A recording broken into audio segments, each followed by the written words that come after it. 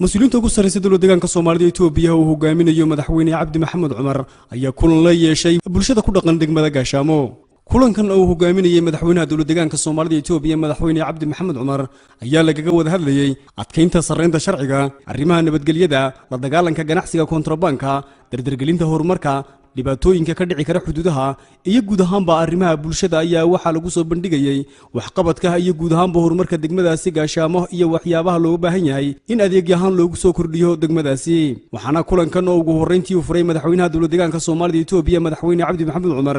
oo tilmaamay in xukuumadda deegaanku ay tahay kabaha shacabka ayna ku shaqeyso baahida iyo rabitaanka bulshada isla markaasina horumarinta bulshadu ay tahay mid ka go'aanka xukuumadahan. muddadii kulankan socday ayaa waxa odayaashu dhankooda ku soo bandhigeen aragtiyooda ku saabsan horumarinta deegaanka iyo sidii markaasi loo sii xoojin lahaa iyaguna dhankooda ay uga soo bixi lahaayeen. kulankan ayaa waxa uu ku soo gabagaboobay isfahan iyo waliba hore socod waxaana kulankani ka soo baxay oo la isla qaatay qodobo muhiim ah oo wax badan ku soo kordhin doona mustaqbalka sareynta sharciga. tiyo sidoo kalena kulankan ay ka soo baxeen go'aano markaasi lagu xoojinayo nabadgelyada, la dagaalanka kontrabanka, isla markaasina odayaashu ay ballan qaadeen inay dhankooda iyo ka shacab ahaanba ay ka soo baxayaan kaalintooda kaga aadan si markaasi ay u hirgeliyaan go'aamadan iyo guud ahaanba horumarka deegaanka.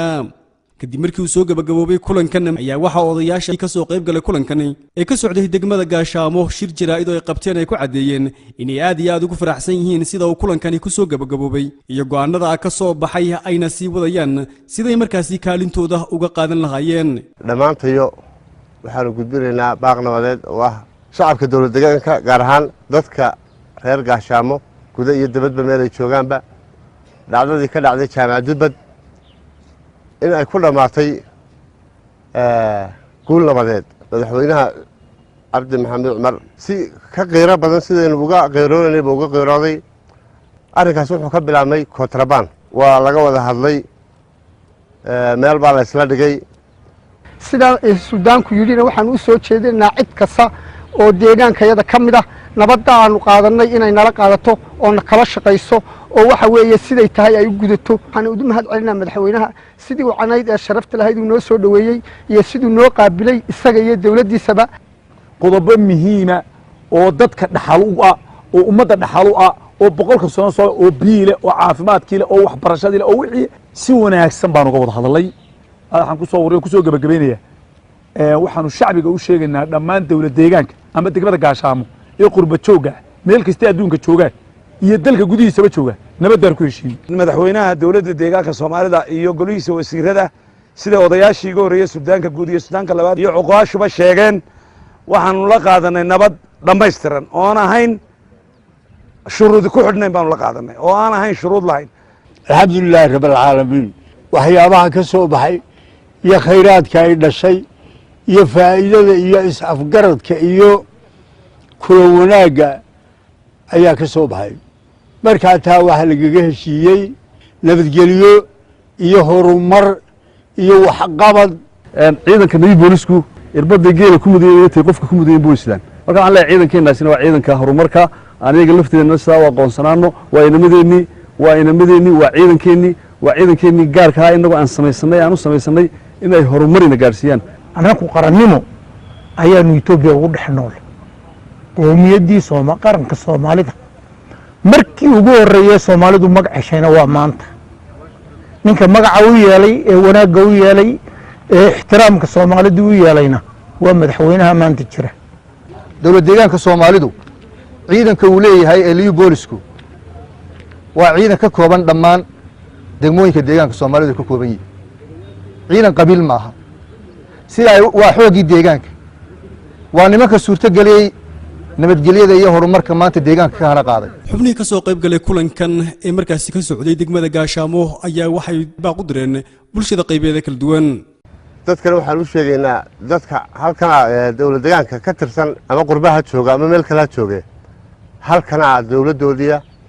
halkana deegaankoodiya looma baahna cid meel kale ka hadasha